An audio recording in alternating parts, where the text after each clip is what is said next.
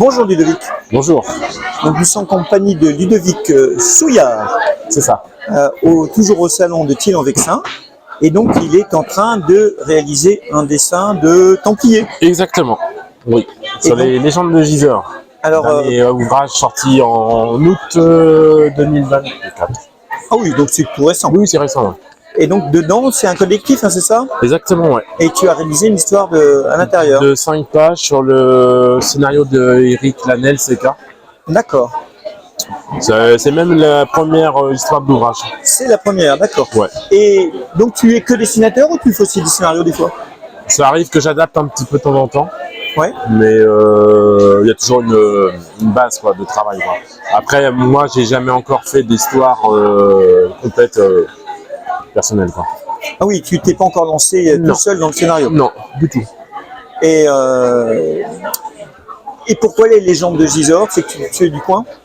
Non, enfin moi je suis normand, mais après je suis quand même un peu loin de Gisors, mais non, c'est juste l'éditeur est un ami, donc bah voilà, il a un petit peu son équipe, il me propose, et puis si je suis disponible, je fais ou je fais pas quoi. D'accord.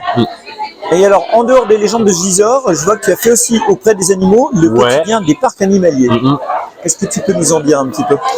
Bah pareil, c'est je connais un peu le scénariste qui s'appelle Gates, de son pseudonyme, qui travaille aux éditions Petit à Petit, qui a fait plusieurs bouquins là avec eux, qui m'a proposé aussi, parce que il recherchait une équipe de dessinateurs.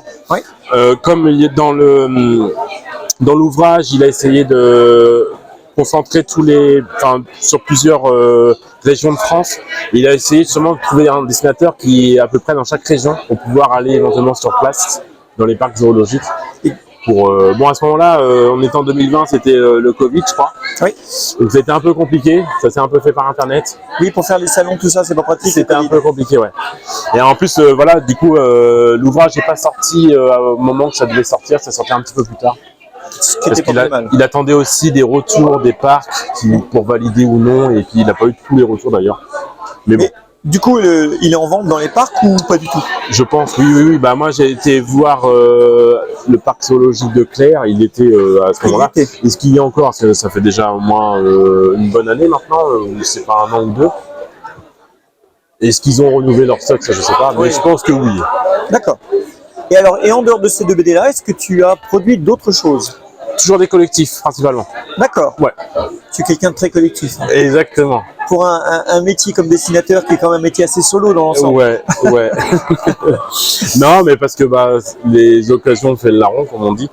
Et avant, j'avais aussi une autre activité qui me prenait beaucoup de temps. Donc, obligatoirement, le collectif, ça permettait de rester un peu, de faire des pages de BD et rester un peu dans le monde de la BD. En faisant des projets courts. En faisant des projets courts, voilà. Ouais. Maintenant, c'est vrai que je préférerais peut-être plus partir sur un projet un peu plus long pour, à un moment donné, il faut passer un peu passer un cap, quoi. Ouais, exactement. D'accord.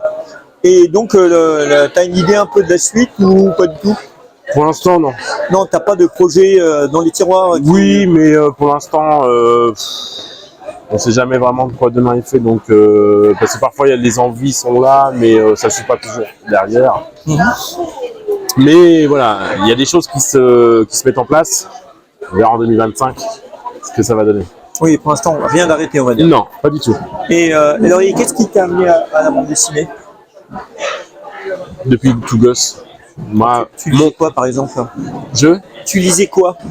J'ai pas lu beaucoup de BD à la base. Les seuls qu'on pouvait avoir, c'était Tintin, Astérix.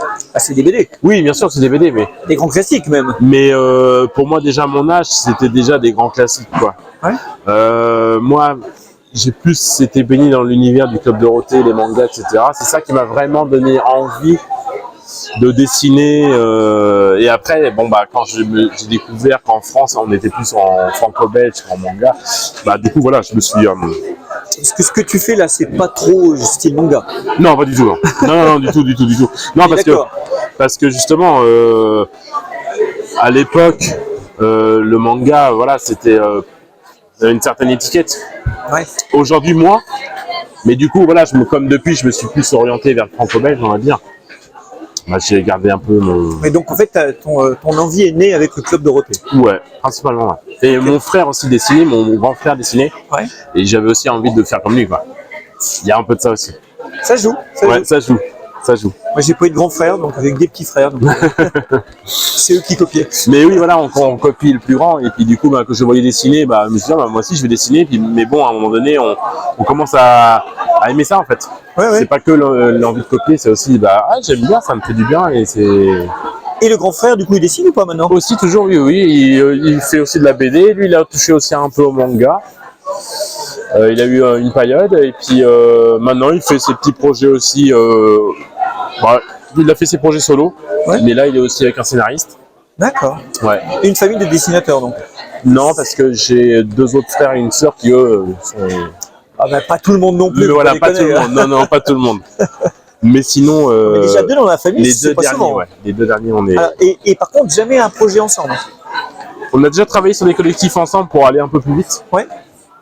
Genre, moi, je faisais les crayonnés, lui faisait l'ancrage et la couleur. Ouais. Mais c'était vraiment bah, pour avoir quelque chose ensemble, mais aussi pour un gain de temps, quoi. Parce que je connais des dessinateurs ou dessinatrices qui travaillent ensemble. Par exemple, Oui. les sœurs de Rieux qui font des BD sur les Vikings, elles font les BD toutes les deux. Toutes les deux, ouais. Voilà. Ouais.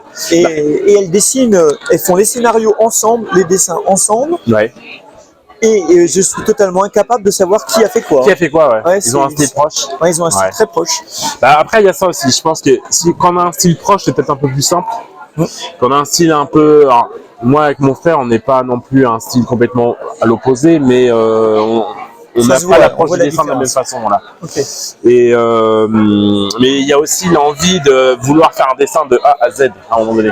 Ouais. De se dire, on est tout seul derrière les manettes, quoi. Oui, bien sûr. Donc il y a ça aussi. Parfois ça fait du bien d'être ensemble, mais parfois ça fait aussi du bien de vraiment faire ce qu'on veut jusqu'au bout. Oui, oui, non, mais on va dire qu'avec un frère ou avec une sœur, les relations ne sont pas les mêmes qu'avec un individu lambda. Mais complètement. Oui. On travaillerait On se connaît mieux déjà, Eh ben beaucoup oui. mieux, on a les mêmes références, Oui. etc. Par contre aussi, on a aussi moins de filtres, donc Oui, des aussi. fois on prend moins de dents pour dire les choses. Oui, mais bien souvent ça se termine toujours bien. Ça se termine mieux. toujours très bien, bah C'est oui. mieux. Eh ben ok, bah, écoute, merci Ludovic. Je t'en prie. Et puis Avec plaisir. je te souhaite un bon salon. Merci à toi aussi. Allez, salut. À bientôt. Au revoir. Salut.